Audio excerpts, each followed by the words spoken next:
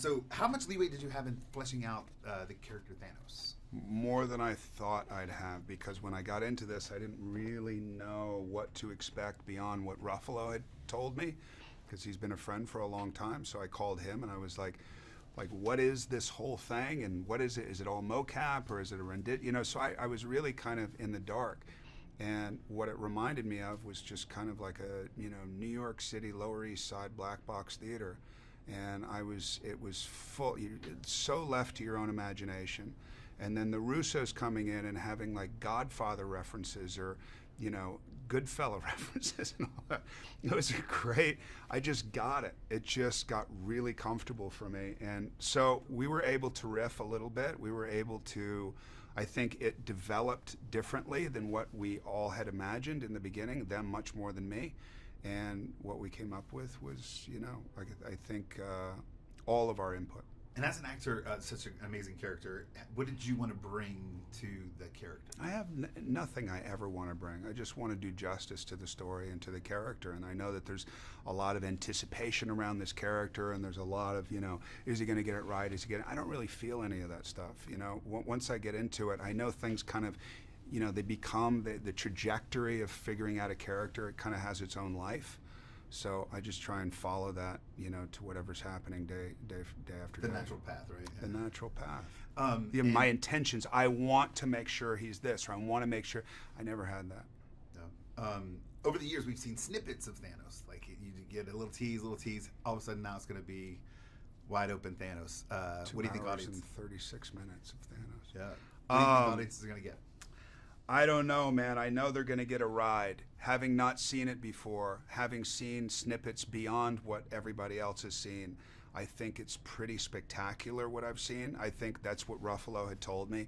He said, you're going to be uncomfortable, embarrassed. It's unorthodox. It's like there's no familiarity with what you're going to do, other than maybe being in a black box theater. And he said, and then you'll see it, and it will be mind-blowing. So what I've seen so far, which isn't even complete, is mind-blowing. That's the Marvel experience, right? That's the Marvel experience. That's what you hope for. Yeah, of course. And for some reason, they're really good at delivering. So yeah, they got it. They got a good thing going. They got a good thing. They got a good thing going. Smart guys. What makes Thanos MCU's biggest, greatest villain? Well, I mean, that's going to be up for interpretation. What I like about Thanos is he's this guy who is presented in one way, and then the reality of him, I think, is a lot deeper than what people are expecting. And so we'll see. We'll see if he's just the villain. We'll see if he's likable and from some perspectives. We'll see if people understand his intention from other perspectives and all that. I think it's all up for interpretation, which I think makes it pretty exciting. You've already mentioned your directors, the references that they brought. Tell us about the Russos. Oh, man, the Russos were great. For me, having gone, kind of hopping into this and not knowing what to expect, I needed somebody like the Russos, because they come from smaller stories. They come from their extreme talent, obviously. They know structure very well. They understand how to get people going individually. So what works for Downey or what works for Hemsworth may not be what works for me.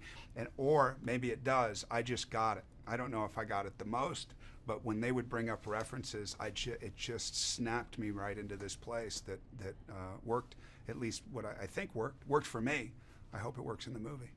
In one word, what do you think? Can you give us a one-word description of Infinity Wars? One word, not expletive, but one word? They're asking for one word. Beyond. Good word. And then lastly, what do you think audiences are going to expect to see in this film? I think they're going to expect an ultimate delivery, and I think they're going to get it.